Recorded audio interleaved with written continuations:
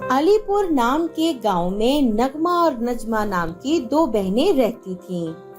नगमा एक सीधी सादी और अच्छी सोच रखने वाली लड़की थी, लेकिन नजमा बहुत ही ज्यादा लालची थी। उसे पैसों के सिवा कुछ भी नजर नहीं आता था। वो एक अमीर लड़के से शादी करना चाहती थी। इसीलिए नजमा ने कासिम नाम के एक अमीर लड़के को अपनी प्यार के जाल में फंसा रखा था। लेकिन कासिम एक बहुत ही बुरा लड़का था। वो सोने की स्मगलिंग करता था। ये देखो नजमा, आज मैं तुम्हारे लिए गोल्ड की चेन बनवा के लाया हूँ। अरे वाह, ये तो बहुत ही खूबसूरत है और काफी महंगी भी लगती है। अरे ये तो कुछ भी नहीं है, शादी के बाद मैं तुम्हें सोने में तोल दूंगा। ये सुनकर नजमा उछल पड़ती है और फिर अगले दिन अपने घर वालों को कासिम के बारे में बताती है कि वो कासिम से शादी करना चाहती है। मगर बेटा, मैंने तो तुम दोनों के लिए बहुत अच्छे लड़के देख रखे हैं, लेकिन मम्मा, मैं सिर्फ कासिम से ही शादी करूंगी। अरे नजमा, तुम उसके बारे में कुछ भी नहीं जानती हो। मैंने सुना है वो सोने की स्मगलिंग करता है और लोगों को धोखा देकर पैसे कमाता है। देखो नगमा, मैं अमीर लड़के से शादी करने जा रही हूँ, इसीलिए तुम्हें जलन हो रही है। बस बहुत हो गया, शादी तो मैं सिर्फ कासिम से ही करूँगी।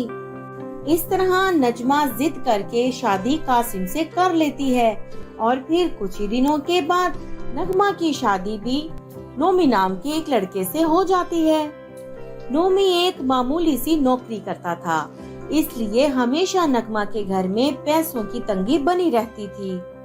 दूसरी तरफ नजमा बहुत ही मजे के साथ कासिम के साथ जिंदगी गुजार रही थी और हर महीने वो लोग बाहर के मुल्क घूमने फिरने जाया करते थे। फिर एक दिन नगमा सब्जी खरीदने के लिए मार्केट जाती है।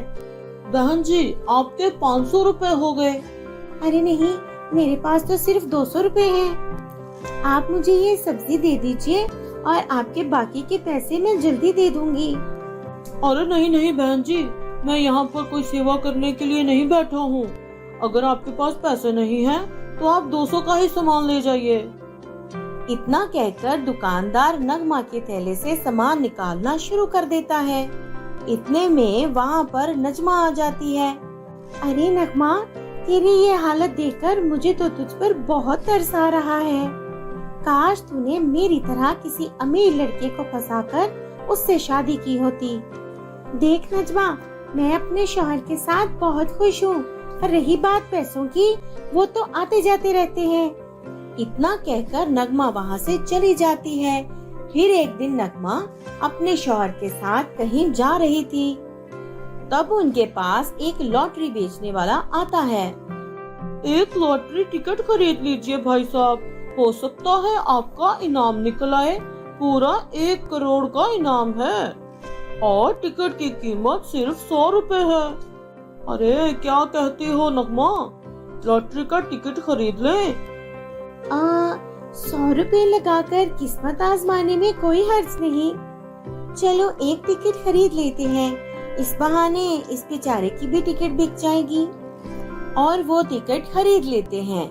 फिर 2 दिन के बाद नगमा अखबार में देखती है कि जो टिकट नंबर उनके पास है उस पर 1 करोड़ का इनाम लग गया है। ये देखकर नगमा खुशी से नाचने लगती है। सुनो नोमी, हमारे टिकट को 1 करोड़ का इनाम लगा है। अब तो हम करोड़पति बन गए। मैं आज बहुत खुश हूँ। इस तरह नगमा अमीर बन जाती है और दूसरी तरफ नजमा के शौहर को पुलिस स्मगलिंग के चक्कर में उठाकर ले जाती है और उसका बैंक अकाउंट सील करके सारी प्रॉपर्टी को जब्त कर लेते हैं। इस तरह नजमा पूरी तरह कंगाल हो जाती है और बहुत रोती है। लेकिन जब उसे नगमा के अमीर होने की बात पता चलती है, तो वो नगमा के घर मदद के लिए पहुंच जाती है। सुनो नगमा, मेरे शौहर को पुलिस ने पकड़ लिया है और उनको छुड़ाने के लिए मुझे 10 लाख रुपए की जरूरत है। क्या तुम मेरी मदद कर सकती हो? नगमा उसी वक्त नजमा को 10 लाख रुपए दे देती है और नजमा उसी टाइम अपने शौहर को आजाद करवा लेती है। मुझे माफ कर देना नगमा, मैंने हमेशा तुम्हारी बेइज्जती करके तुम्हें नीचा दिखाने की कोशिश की है। अरे नहीं नहीं, ऐसा क्यों बोल रही हो, बहनों के बीच तो ये सब चलता रहता है। आज से तुम दोनों यहीं हमारे घर पर रहोगे। इस तरह सब कुछ ठीक हो जाता है और दोनों बहनें एक साथ हंसी खुशी रहने लगती हैं। तो दोस्तों, देखिए आपने अमीर गरीब बहनों की कहानी। अगर ये स्टोरी आपको पसंद आई हो तो इसे लाइक जरूर करें और चैनल को सब्सक्राइब करना ना भूलें।